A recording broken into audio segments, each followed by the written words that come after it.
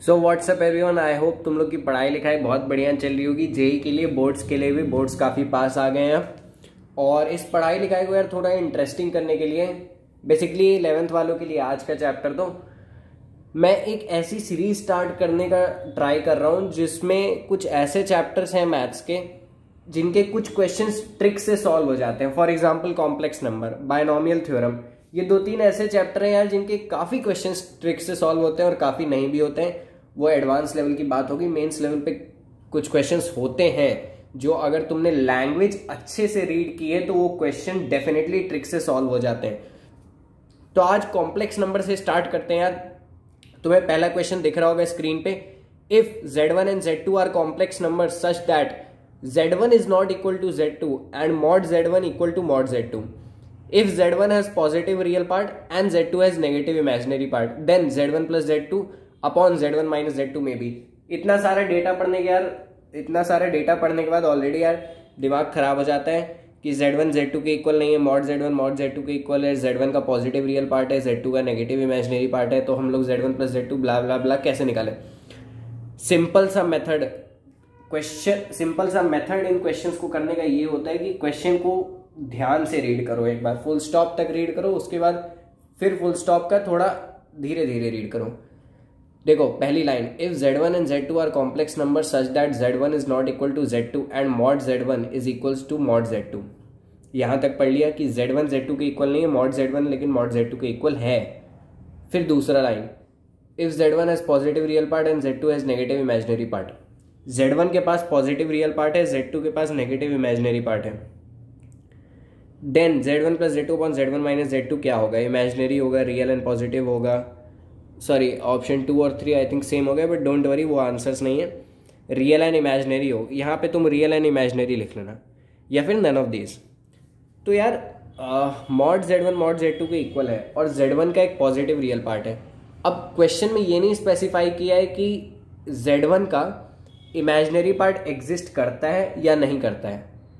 I hope you are getting my point. सिर्फ दिया है पॉजिटिव रियल पार्ट है, इमेजिनरी पार्ट है या नहीं, इससे हमें कोई मतलब नहीं।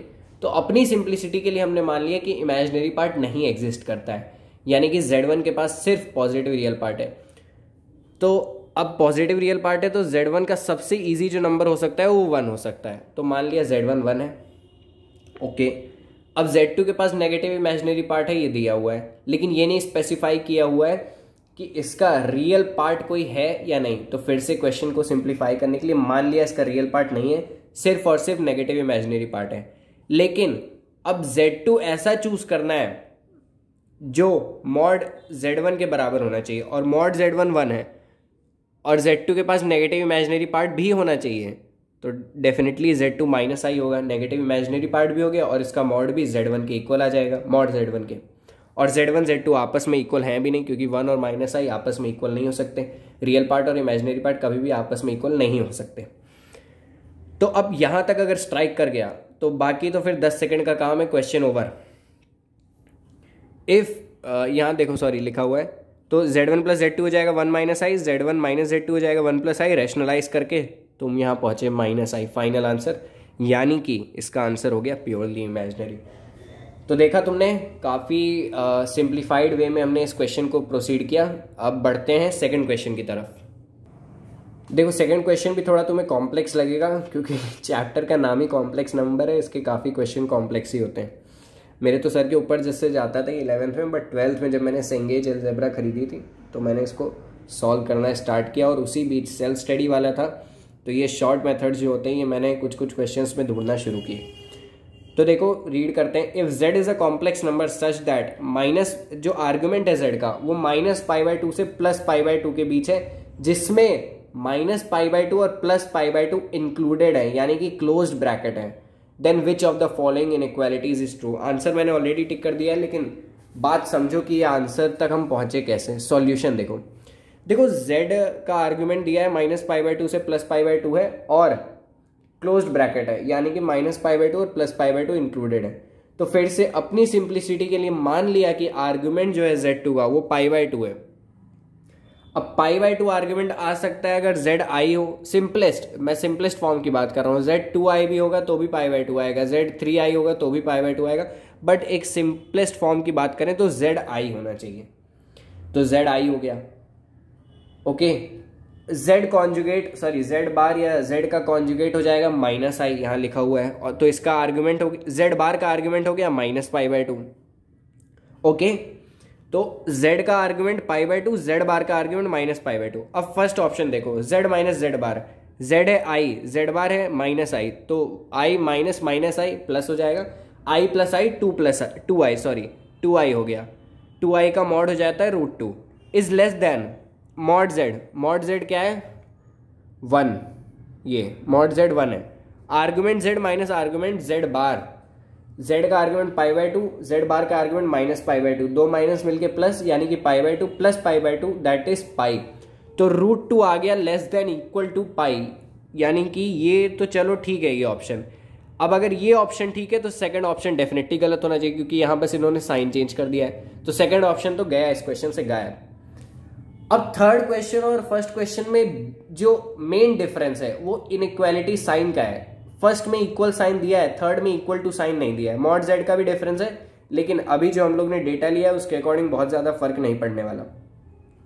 तो इक्वल का साइन है और नॉट इक्वल का साइन है, सॉरी इक्वल का साइन नहीं है एक में। तो अब इसको प्रोसीड करने का सबसे इजी तरीका है, तुम देखो आर्गुमेंट z दिया हुआ है माइनस पाई बाय टू से प्लस पाई बाय टू, तो जीरो भी इसी में लाई करता है, यानी कि अगर मैं मान लूँ आर्ग्यूमेंट z जो है वो जीरो है, that is z is lying on real axis, positive real axis पे लाई कर रहा है z। तो अगर आर्ग्यूमेंट z जीरो है, फॉर एग्जाम्पल z 1 है तो इसका आर्ग्यूमेंट जीरो है, तो z बार का भी आर्ग्यूमेंट जीरो होगा, क्योंकि z बार भी 1 होगा, कोई फर्क नहीं पड़ने वाला। ओके, तो z1 z बार और z बार भी 1। तो फर्स्ट ऑप्शन में पुट करेंगे तो लेफ्ट हैंड साइड पे क्या होगा, यहाँ पे z is 1 z bar is 1, तो 1 माइनस 1 0। राइट हैंड साइड पे आर्गुमेंट z और आर्गुमेंट z बार दोनों जीरो हैं, तो ये भी जीरो।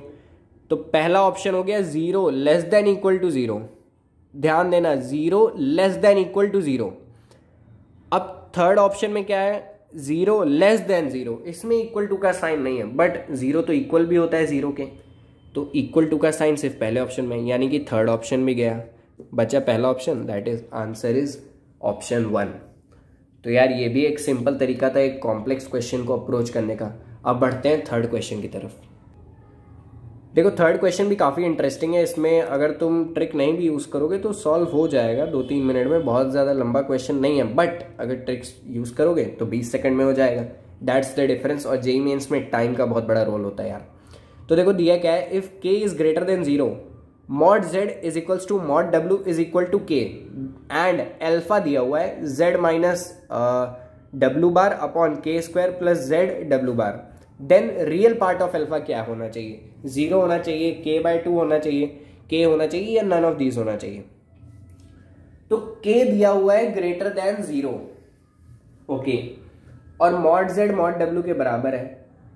ऐसा तो कहीं क्वेश्चन में लिखा नहीं कि z w के बराबर नहीं हो सकता है, z w के बराबर हो भी सकता है, क्योंकि ऐसा हो अगर z w के बराबर हुआ तो मॉड z मॉड w के भी तो बराबर होगा, और ऐसा कहीं नहीं दिया है कि z is not equal to w। तो हम मान लेते हैं कि यार z w के इक्वल है, और इसमें सबसे सिंपलेस्ट नंबर जो माइंड में आता है वो 1 आता है, तो z 1 हो गया, w भी 1 हो गया, दोनों का मॉड भी इक्वल है, दोनों आपस में इक्वल है। क्यों? क्योंकि ऐसा कोई कंडीशन दिया नहीं कि z is not equal to w। So to simplify the question we can assume that z is equal to w। अच्छा, तो मॉड z हो गया 1, यानी कि k भी हो गया यहाँ से 1, तो अल्फा क्या होगा, z इज 1, w बार भी 1 रहने वाला है, 1 minus 1 upon k square is 1, z into w bar is 1, alpha 0 हो गया। तो directly real part of alpha आ जाएगा 0, क्योंकि अल्फा ही 0 आ रहा है। लेकिन अभी कुछ लोगों को डाउट होगा कि भैया एक और कुछ थोड़ा अच्छा डेटा लेके समझाओ, तो जिसमें इमेजिनरी पार्ट आ रहा हो, रियल पार्ट भी आ रहा हो, दो कुछ ऐसा लेके बताओ जिसमें 0 के अलावा आंसर आ रहा है। तो यहाँ देखो तुम z को 1 ले लिया, w i ले लिया, ये और बेटर ऑप्शन है कि अगर मान लो क्वेश्चन में दिया भी होता कि z w के इक्वल नहीं है तो हम ये अप्रोच फॉलो कर सकते थे, z is equals to 1, w equal to i, mod दोनों का इक्वल है, mod z is 1, mod w is also 1, तो k 1 हो गया फाइनली, क्योंकि यहाँ पे k मॉड z और मॉड w के बराबर है, तो k 1 हो गया। अच्छा, z minus W bar, z is 1, W bar हो जाएगा माइनस आई, तो 1 minus minus i that is 1 plus i, नीचे हो जाएगा 1 माइनस आई। अब इसको जब तुम पूरा सॉल्व करोगे रैशनलाइज करके तो तुम्हारा आंसर आएगा आई। इसमें रियल पार्ट तो कहीं है ही नहीं, यानी कि एक और डेटा लेके कंफर्म हो गया इस बार, 100% कंफर्म हो गया कि रियल पार्ट ऑफ अल्फा 0 है। So that's it, I hope you like the session यार, और आने वाली कुछ वीडियोस में ट्राई करेंगे कुछ और चैप्टर्स हो। और अभी ये जो मैंने ट्रिक्स बताई इन पे तुम अगर प्रीवियस ईयर देखोगे कॉम्प्लेक्स नंबर के तो उसमें भी काफ़ी ऐसे क्वेश्चन हैं जो ट्रिक से सॉल्व हो जाते हैं। I recommend you to go through the previous year. That's it, thank you.